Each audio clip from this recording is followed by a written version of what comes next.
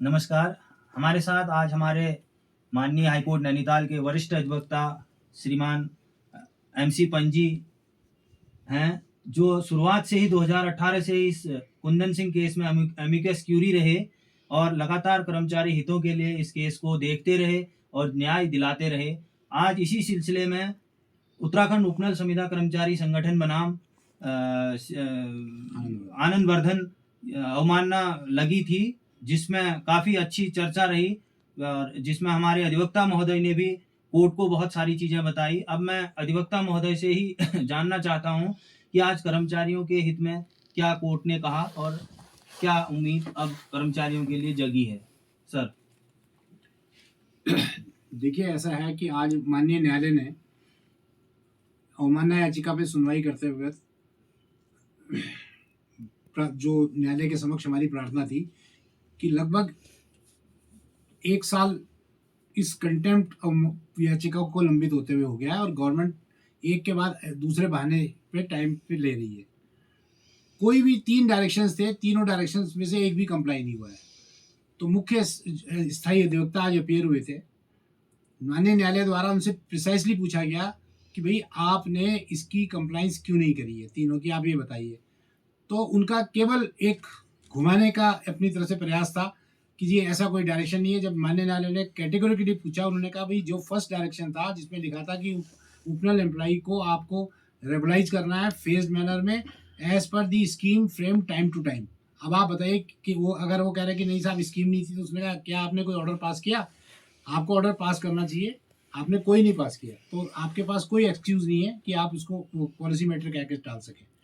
दूसरा जो बी और सी डायरेक्शन है जिसमें मिनिमम पे स्केल और डीए देने की बात कही गई थी और जीएसटी नहीं काटने की बात कही थी, उसमें बड़ा विचित्र एक तरह का तर्क मुख्य स्थायी अधिवक्ता की तरफ से रखा गया कि उपनल एम्प्लॉइज को मिनिमम स्केल मिल रहा है।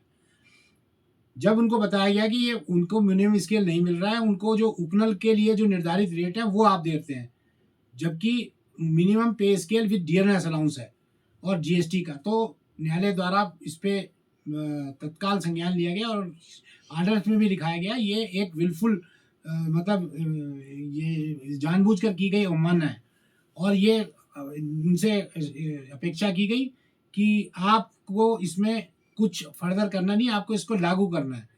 और आप 20 तारीख की डेट लगाइए और उनसे पूछा है कि आप बताएं कि इसकी कंप्लाइंस क्यों नहीं हुई उन तीनों डायरेक्शंस की। और अदरवाइज जो है कोर्ट के पास कोई ऑप्शन नहीं रहेगा कि वो जो है इसके लिए चार्ज फ्रेम करें जो भी इसके खिलाफ जो दोषी व्यक्ति है।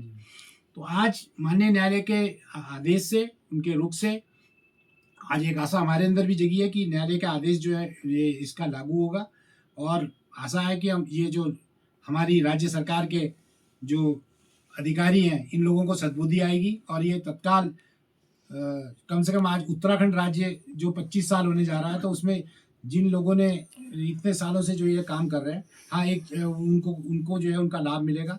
माननीय न्यायालय द्वारा खुद भी इस बात की एक ऑब्जर्वेशन दी गई है कि भाई इतने सालों से ये लोग काम कर रहे हैं, उनको 15-20 हज़ार में आप करके और इस तरह से एक्सप्लॉइट कर रहे हैं, ये परमिसिबल नहीं है और इसलिए जो है आप लोग उनके लिए इसको लागू करिए।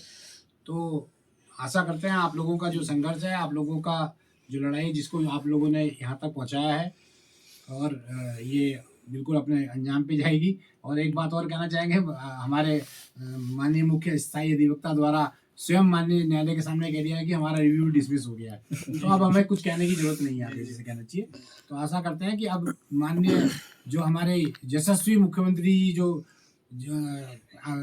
यहाँ पर जो घोषणा जिनका संदर्भ में दिया गया घोषणा करने का, जो 5,000 तक, वो 5,000 की आशय पे कहा गया है, मैं नहीं समझता वो उपनल के समस्त कर्मचारियों के लिए लागू होगा, क्योंकि न्यायालय का निर्णय समस्त कर्मचारियों के लिए। तो हम आशा करते हैं कि वो भी इस पे सोचें, क्योंकि जब तक वो मुख्यमंत्री नहीं थे उन्होंने कई बार उपनल एम्प्लॉइज को के लिए कहा था कि मैं उनके लिए हर संभव करूँगा। तो आज आशा करते हैं कि जब उनके हाथ में तो वो इन लोगों के लिए शीघ्र ही माननीय न्यायालय के आदेश को देखते हुए तत्काल 9 नवंबर से पहले कोई घोषणा कर दें तो बहुत ही हम लोगों को आशा है कि प्रधानमंत्री जी भी आ रहे हैं तो वो घोषणा कर देंगे, तो आशा है यहाँ के जो लोग काम कर रहे हैं उनके लिए एक बहुत अच्छा अवसर होगा।